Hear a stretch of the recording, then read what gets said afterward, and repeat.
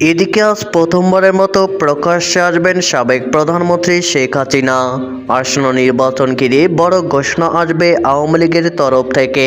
এদিকে নেতাকর্মীরা জানিয়েছেন, প্রধানমন্ত্রী হিসাবে দেশে ফিরবেন সাবেক প্রধানমন্ত্রী জননেত্রী শেখ হাসিনা।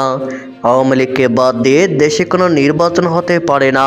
আজ শেখ হাসিনা কি সত্যি এক্সক্লুসিভ ইন্টারঅ্যাকশনের জন্য সশরীরে উপস্থিত হবেন ফরেন করেসপন্ডেন্স ক্লাবের এই আয়োজনে?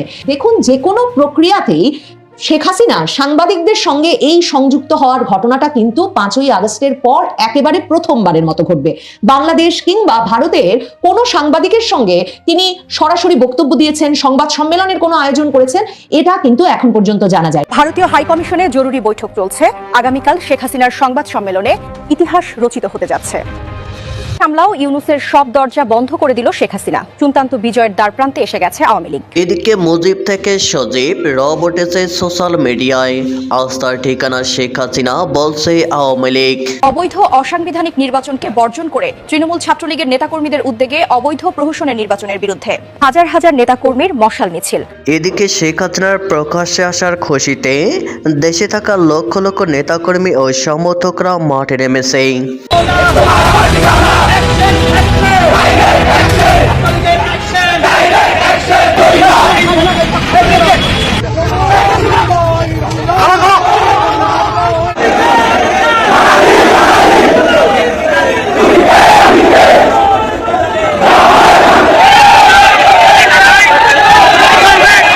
এদিকে মুজিব থেকে সজীব রব উঠেছে সোশ্যাল মিডিয়ায়। আস্থার ঠিকানা শেখ হাসিনা, বলছে আওয়ামী লীগ। মায়ের বয়স হয়েছে, দলের শীর্ষ পদ থেকে তিনি সরে যাবেন। আগামী দিনে দল সরকার গড়লেও প্রধানমন্ত্রী হবেন অন্য কেউ। শেখ হাসিনার পুত্র সজীব ওয়াজেদ জয়ের এমন মন্তব্য ঘিরে বাংলাদেশে আওয়ামী সব স্তরে তুমুল জল্পনা শুরু হয়েছে। সমাজ মাধ্যমে অনেকেই হাসিনা পুত্রের মন্তব্য নিয়ে পক্ষে বিপক্ষে প্রতিক্রিয়া দিচ্ছেন। কিছু কিছু প্রতিক্রিয়া আওয়ামী লীগ নেতৃত্বের জন্য যথেষ্ট অস্বস্তির কারণ হয়ে উঠেছে। সাক্ষাৎকারে জয় যা বলেছেন, তার সঙ্গে আওয়ামী লীগের দলীয় অবস্থানের মিল নেই। 2024 সালে 5 আগস্টের পর থেকে আওয়ামী লীগ প্রচার করে আসছে শেখ হাসিনা বীরের বেশে আসবে ফিরে বাংলাদেশে। হাসিনা নিজেও নিয়মিত দলীয় সভায় বলেছেন, আমি দেশে ফিরে যাব, তারপর আওয়ামী লীগের নেতা কর্মীদের ওপর নির্যাতনকারীদের বিচার করব। হাসিনা আরও বলেছেন, 5 আগস্ট যে পরিস্থিতি তৈরি হয়েছিল তাতে তার বেঁচে থাকার কথা ছিল না, কিন্তু আল্লাহ নিশ্চয় তাকে দিয়ে বড় কোনো কাজ করাবেন বলে ওই বিপদেও রক্ষা করেছেন। হাসিনা বলেছেন, ওই দিন গণভবন থেকে বের হতে মিনিট কুড়ি দেরি হলে তার এবং বোন রেহানার মৃত্যু অনিবার্য ছিল। শুধু তাই নয়, দিল্লিতে এক অনুষ্ঠানে শেখ হাসিনা, বিগত সরকারের বিদেশমন্ত্রী হাসান মাহমুদ এবং শিক্ষামন্ত্রী মহিবুল হাসান চৌধুরী নওফেল দাবি করেন খুব শীঘ্রই তারা শেখ হাসিনার নেতৃত্বে দেশে ফিরে যাবেন। আজ শুক্রবার দিল্লিতে একটি অনুষ্ঠানে অংশ নেওয়ার কথা শেখ হাসিনার। সেই অনুষ্ঠানের আমন্ত্রণপত্রে তাকে বাংলাদেশের প্রধানমন্ত্রী বলে উল্লেখ করা হয়েছে। এমন সন্ধিক্ষণে সজীব ওয়াজেদ জয় আওয়ামী লীগের সভাপতি পদে শেখ হাসিনার ইতি সমাপ্তির ইঙ্গিত দেওয়ার দলের মধ্যে বিভ্রান্তি এবং তৃণমূল স্তরে জল্পনা শুরু হয়েছে। আওয়ামী লীগের প্রতিপক্ষ দলগুলি এই ব্যাপারে হাসিনার দলের অন্তর্মহলে খোঁজ খবর নিতে শুরু করেছে।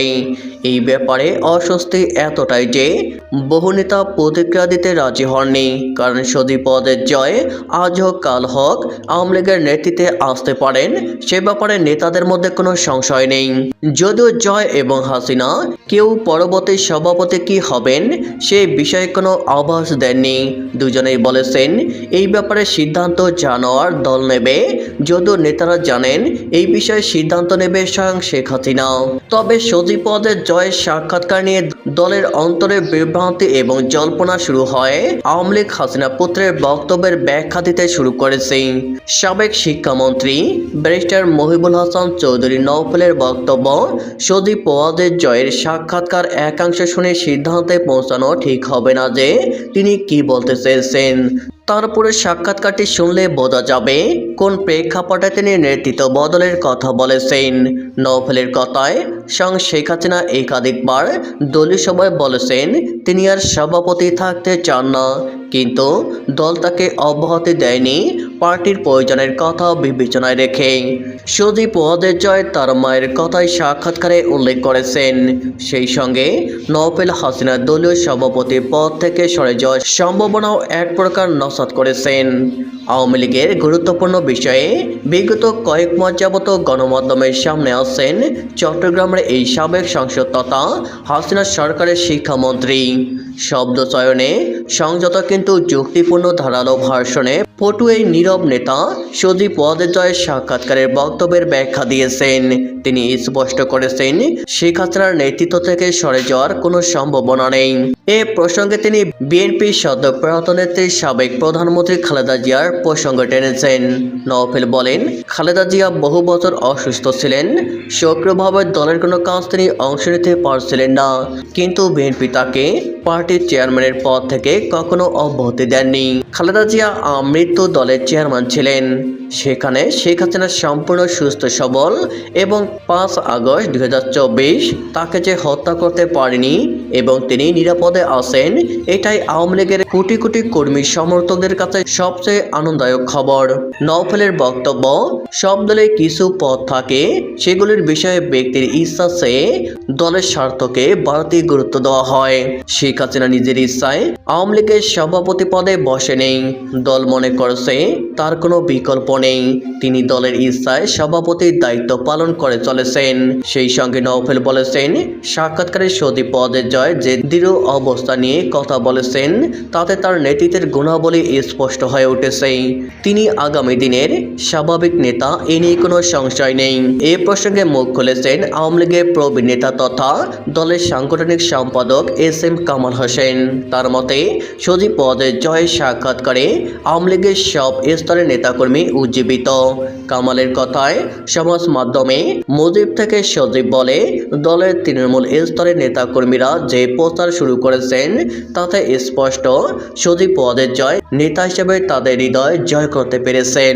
আওয়ামী লীগের এই নেতা সেই সঙ্গে যোগ করেন, দলে শেখ হাসিনা হলেন আস্থার ঠিকানা। বঙ্গবন্ধু হত্যা পরবর্তী সময়ে অনেক জনপ্রিয় নেতা আওয়ামী লীগের শীর্ষ পদে বসেছেন, কিন্তু তারা দলকে অটুট রাখতে পারেননি। সেই কারণেই শেখ হাসিনা ভারতে অবস্থানকালে দলের সভাপতি নির্বাচিত করা হয়েছিল। তিনি দেশে ফিরে দলকে সংগঠিত করেন, গোষ্ঠীবাদে মুক্ত করেন এবং একাধিকবার পার্টি সরকার গঠন করেছে। কামাল হোসেনের কথায়, শেখ হাসিনা যেদিন সভাপতি পদ ছেড়ে দেবেন সেদিন কে ওই পদে বসবেন তা আগে তিনি ঠিক করে দেবেন। সেই প্রসঙ্গে তার বক্তব্য, শেখ পরিবারের কেউ সভাপতি হবেন এ নিয়েও কোনো সন্দেহ নেই। তার কথায়, শেখ পরিবারের বাইরে কেউ শীর্ষ পদে বসলে দল অটুট রাখা কঠিন হবে।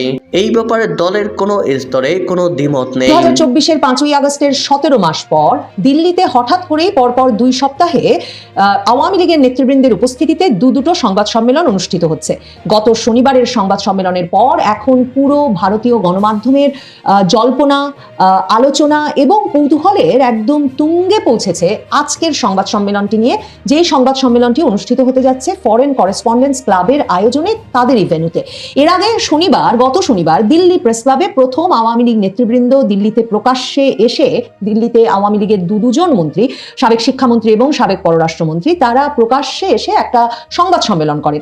কোনোটাই আওয়ামী লীগের ব্যানারে হচ্ছে না। আজকে শেখ হাসিনা উপস্থিত হবেন এই কথা যে আমন্ত্রণ পত্রে লিখে আমন্ত্রণপত্র ছাপানো হয়েছে, বিতরণ করা হয়েছে ফরেন করেসপন্ডেন্স ক্লাব এর আয়োজনে, সেই সংবাদ সম্মেলন বা মত বিনিময় সভাটির আগে গত শনিবারের সংবাদ সম্মেলনটি অনুষ্ঠিত হয়েছিল জাতিসংঘ রিপোর্টের কি ফাঁক আছে, গলদ আছে সেগুলো সাংবাদিকদের সামনে তুলে ধরতে, এবং সেখানে একটা মানবাধিকার সংগঠনের ব্যানারে করা ওই সংবাদ সম্মেলনটি দিল্লি প্রেস ক্লাবে অনুষ্ঠিত হয় এবং সেখানে প্রথম আওয়ামী লীগের 2 মন্ত্রী উপস্থিত হয়।